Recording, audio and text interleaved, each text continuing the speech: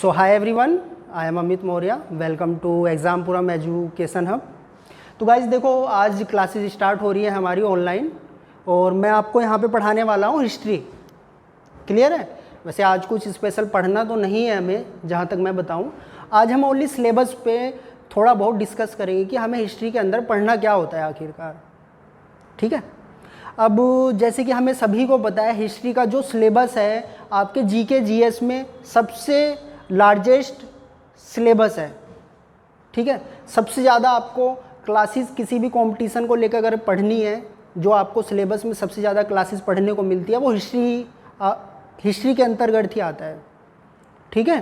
तो हिस्ट्री का हम यहाँ पर ओनली सिलेबस की बात करेंगे आज की हिस्ट्री को हमें कंप्लीट कैसे करना है, हमारी रणनीति क्या रहेगी यहाँ पर।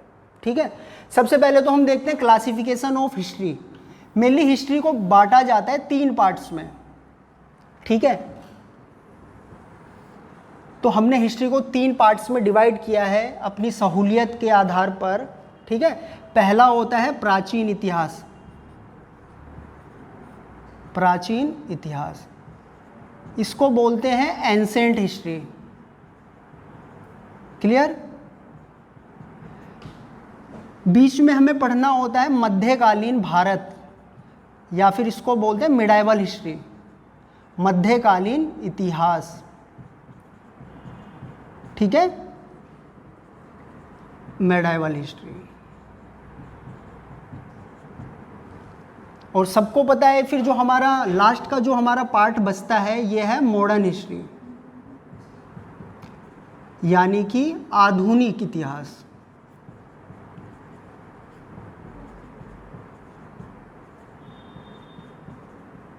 ठीक है। तो यहाँ पर हमने हिस्ट्री को अपनी सहूलियत के हिसाब से, तो यहाँ पे हमने हिस्ट्री को अपनी सहूलियत के हिसाब से 3 पार्ट्स में डिवाइड किया है, एंसेंट, मिडाइवल और मॉडर्न। अब यहाँ पर देखा जाता है कि एंसेंट का टाइम पीरियड क्या रहेगा, मध्यकालीन का टाइम पीरियड क्या लेके चलेंगे, हम मॉडर्न का टाइम पीरियड क्या लेके चलेंगे। तो एंसेंट जो पढ़ा जाता है इसको हम स्टार्ट करते हैं अननोन पीरियड से। ठीक है। Unknown period to 712 AD. 712 AD क्यों इंपॉर्टेंट है हमारे लिए? बिकॉज इस डेट में भारत पर मुस्लिम आक्रमण हुआ था। क्लियर है? और अन्नो पीरियड से स्टार्ट इसलिए करते हैं बिकॉज सबको पता है कि जो मानव सभ्यता का जो प्रारंभ होता है वो होता है आदि मानव के टाइम से, जब पृथ्वी पर होमो सैपियंस मौजूद थे। धीरे धीरे मानव ने एक सामुदायिक जीवन जीना सीखा। धीरे धीरे मानव ने एक सामुदायिक जीवन जीना सीखा। उसने एग्रीकल्चर क्रॉप्स का उत्पादन करना सीखा, अपने हाथों से घर बनाना सीखा। ठीक है। तो आदि मानव ने स्वयं की ग्रोथ कैसे करी? अन्नो पीरियड हो गया। उसके बाद हम इसको जो ख़त्म करते हैं भारत पर मुस्लिम आक्रमण। जब भारत पर मुस्लिम आक्रमण होता है तो हम मानते हैं कि एक नए काल का प्रारंभ होता है जिसको बोला जाता है जिसको बोला जाता है मध्यकालीन इतिहास। ठीक है। जैसे ही भारत पर मुस्लिम आक्रमण होगा तो हम प्रारंभ कर देते हैं मॉडर्न हिस्ट्री। इसका टाइम पीरियड है 712 एडी टू, इसको हम ख़त्म करेंगे 1707 एडी। अब 1707 एडी क्यों इंपॉर्टेंट है हमारे लिए? बिकॉज इस टाइम पीरियड में मुगल शासक औरंगजेब की मृत्यु हुई थी। औरंगजेब की मृत्यु के बाद ही माना जाता है कि मुगलों का पतन प्रारंभ हुआ, या मुगलों का जो डिक्लाइन पीरियड था वो औरंगजेब की मृत्यु के बाद ही प्रारंभ होता है। और इस टाइम पीरियड में क्या होता है, भारत में यूरोपियन कंपनीज जैसे कि पुर्तगाली, फ्रांसीसी, ठीक है, डच, ये सारी कंपनियां भारत में प्रवेश करने लगती हैं। तो भारत में जैसे ही अंग्रेज़ों का प्रवेश होता है तो हम मान लेते हैं कि एक नए युग की शुरुआत हुई है जिसको बोला जाता है मॉडर्न हिस्ट्री। तो हमें मॉडर्न हिस्ट्री 707 ईस्वी से स्टार्ट करके भारत की आज़ादी तक कंप्लीट करना है। ठीक है। ये हमारे 3 पार्ट रहे classification of history, ancient, medieval and modern. Clear है? अब एंसेंट हिस्ट्री का सिलेबस क्या रहेगा हम उसे देख लेते हैं, और यहाँ पर मिडाइवल का सिलेबस क्या रहेगा। मॉडर्न का सिलेबस हम बाद में डिस्कस कर लेंगे बिकॉज यहाँ पे वीडियो ज़्यादा लार्ज हो जाएगी। क्लियर है? तो प्राचीन हिस्ट्री में हमें जो टॉपिक्स कवर करने हैं, सबसे पहला जो टॉपिक रहेगा हमारा वो रहेगा पाषाण काल, या इसको बोलते हैं स्टोन एज। ये वही काल है जब मानव एज अ होमो सैपियंस के रूप में या आदि मानव के रूप में पृथ्वी पर रहता था। पाषाण काल के बाद एक छोटी सी सभ्यता आती है जिसको बोलते हैं ताम्र पाषाण काल। इसको इंग्लिश में बोला जाता है चारकोलिथिक पीरियड। थर्ड पे हमें पता है भारत की पहली नगरीय सभ्यता यानी कि हड़प्पा सभ्यता, इसके बारे में पढ़ना है। फोर्थ टॉपिक रहेगा हमारा वैदिक सभ्यता, वैदिक सिविलाइजेशन। ठीक है? इसके बाद पढ़ना है हमें महाजनपद काल,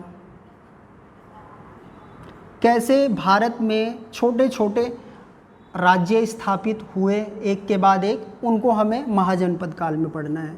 फिर कैसे कई सारे महाजनपद यानी कि छोटे छोटे राज्य एकत्रित होकर एक बड़े राज्य का आधार लेते हैं, जैसे कि मौर्य साम्राज्य। ठीक है? 6 टॉपिक हो जाएगा हमारा मौर्य साम्राज्य। सेवेंथ में देखना है हमें मौर्योत्तर काल, यानी कि मौर्यों के बाद कुछ वंश भारत में अस्तित्व में आते हैं, जैसे कि शुंग, कुषाण, यवन, सातवाहन। तो वो सारी चीज़ें हमें मौर्योत्तर काल में पढ़नी होती है। मौर्योत्तर काल के बाद भारत में स्थापना होती है गुप्त काल की या गुप्त वंश की, इसको बोलते हैं गुप्त पीरियड। गुप्त काल के बाद हमारा जो टॉपिक रहेगा गुप्तोत्तर काल, यानी कि गुप्तों के पतन के बाद कुछ छोटे छोटे राज्य अस्तित्व में आएंगे जिसको बोला जाएगा गुप्तोत्तर काल। गुप्तोत्तर काल में ही हमें पढ़ना होता है मेनली राजपूत शासकों के बारे में, जैसे कि आपका पाल, परमार, चंदेल, चालुक्य, चौहान, वो हमें कंप्लीट करना है गुप्तोत्तर काल में। क्लियर है? तो हमारे ये एंशिएंट हिस्ट्री का कंप्लीट सिलेबस 9 पार्ट्स में डिवाइड है। यहाँ तक पहुँचेंगे। गुप्तोत्तर काल के बाद भारत में हम देखते हैं कि सबसे पहली जो घटना होती है इस्लाम का उदय।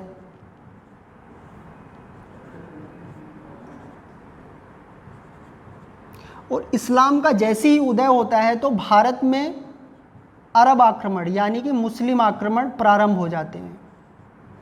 ये आक्रमण कब प्रारंभ हो रहे हैं? गुप्तोत्तर काल के बाद। ठीक है? जैसे ही भारत पर मुस्लिम आक्रमण प्रारंभ होगा, हम मान लेंगे एक न्यू पीरियड का प्रारंभ हुआ जिसको बोला गया मिडाइवल हिस्ट्री। ठीक है? भारत पर अरबों का आक्रमण।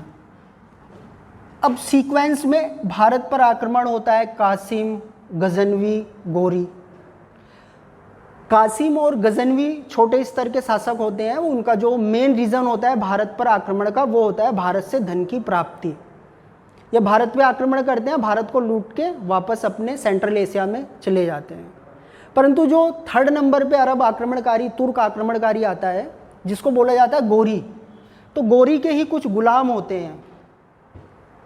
भारत में गोरी के ही कुछ गुलाम होते हैं जो भारत में एक मुस्लिम राज्य की स्थापना करते हैं जिसको बोला जाता है दिल्ली सल्तनत।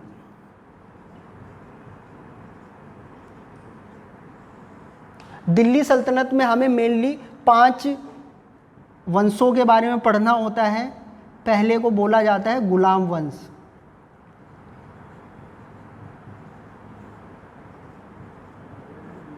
दूसरे नंबर पे हमें पढ़ना है खिलजी वंश,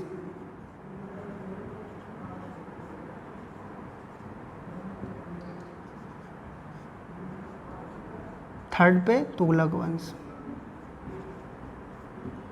फोर्थ पे सैयद वंश, और जो फिफ्थ लास्ट दिल्ली सल्तनत का जो लास्ट वंश होता है इसको बोलते हैं हम लोधी वंश। पानीपत के युद्ध में हमें पता है इब्राहिम लोधी और बाबर के मध्य युद्ध होता है 1526 एडी में। और इब्राहिम इब्राहिम लोदी उसमें पराजित होता है और बाबर के द्वारा भारत में एक नए वंश की स्थापना की जाती है जिसको ही बोला गया है मुगल वंश। ठीक है, तो दिल्ली सल्तनत की समाप्ति के बाद भारत में जो वंश स्थापित होता है इसको बोलते हैं मुगल वंश। अब मुगल वंश में हमें क्या क्या पढ़ना है? मुगल वंश में हमें सबसे पहले इसके फाउंडर बाबर, हुमायूं के बाद अकबर, अकबर के बाद यहाँ पर जहांगीर के बाद शाहजहाँ के बाद हमें थोड़ा बहुत शेरशाह सूरी के बारे में पढ़ना है, शेरशाह सूरी के बाद औरंगजेब के बारे में पढ़ना है। तो मेनली औरंगजेब तक हम मानते हैं कि ठीक ठाक हैं मुगल वंश में शासक। उसके बाद जो छोटे छोटे शासक आएंगे उनकी एक दो बातें पढ़ के हमें स्किप कर देना है। तो मुगल वंश में भी हमें लगभग 6 से 7 शासकों के बारे में पूरी डिटेल से पढ़ना है यहाँ पर। ठीक है, तो मुगल वंश देखेंगे हम, फिर मुगलों का पतन भी देखना है हमें, डिक्लाइन ऑफ मुगल्स, मुगलों का पतन। ठीक है, मुगलों का पतन जैसे जैसे होगा भारत में कुछ क्षेत्रीय राज्य अस्तित्व में आएंगे, जैसे कि बंगाल, मराठा, टीपू के नेतृत्व में मैसूर राज्य, फिर दिलीप सिंह के नेतृत्व में पंजाब राज्य। तो बहुत सारे ऐसे राज्य हैं जो मुगल साम्राज्य के जब पतन स्टार्ट होता है तो मुगल, सपोज करो मुगल साम्राज्य है और मुगल साम्राज्य का जब पतन हो रहा था तो इसमें से ही छोटे छोटे राज्य अलग होकर एक स्वतंत्र राज्य की नींव डालते हैं, जैसे कि पंजाब, बंगाल, मैसूर, ठीक है, मराठा। तो इसको बोला जाता है क्षेत्रीय राज्य।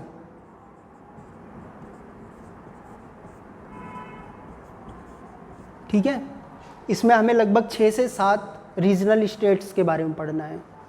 तो क्षेत्रीय राज्य के बाद जो हमारा अगला टॉपिक रहेगा वो हम देखेंगे भारत में यूरोपियंस का आगमन। अब जब भारत में यूरोपियंस कंपनी आती है तो हम मानते हैं कि एक नए युग का प्रारंभ हुआ जिसको बोला गया मॉडर्न हिस्ट्री। ठीक है, या आधुनिक काल। तो मॉडर्न हिस्ट्री का सिलेबस यहाँ पे हम नहीं आपको नोट करवा रहे हैं। यहाँ पर जो हमारा आज सिलेबस हमने यहाँ पे चर्चा करी वो है ancient history to medieval history complete. तो आगे जो हमारी क्लासेस होगी वो हम मेनली अभी जो स्टार्ट करेंगे मिडाइवल हिस्ट्री से स्टार्ट करेंगे 1 बाय 1। मिडाइवल ख़त्म होगी तो फिर आफ्टर दैट हम मॉडर्न पढ़ेंगे, एंसेंट हिस्ट्री को हम सबसे लास्ट में कवर करेंगे। ऐसा क्यों? बिकॉज मॉडर्न हिस्ट्री में सबसे ज़्यादा क्वेश्चन पूछे जाते हैं। सेकंड नंबर पे जो प्रेफरेंस दिया जाता है वो दिया जाता है मध्यकालीन या मिडाइवल हिस्ट्री को। थर्ड नंबर पे जो क्वेश्चंस पूछे जाते हैं वो प्राचीन इतिहास से। ठीक है, तो मिडाइवल हिस्ट्री सबसे पहले स्टार्ट हम इसलिए करेंगे बिकॉज अगर आपको मॉडर्न हिस्ट्री कंप्लीट नॉलेज में है तो फिर हम अंग्रेज़ों के बारे में भी ईजिली हर चीज़ जान सकते हैं। अगर हम डायरेक्ट यूरोपियंस कंपनी का भारत में आगमन स्टार्ट करेंगे तो मे भी हो सकता है आपको मॉडर्न हिस्ट्री समझने में मुश्किल हो। तो हम जो स्टार्ट करेंगे वो मध्यकालीन इतिहास से अगली क्लासेस अपनी स्टार्ट करेंगे। ठीक है, तो यहाँ के लिए आज के लिए बहुत है। आई होप चीज़ें आपको समझ में आई होगी।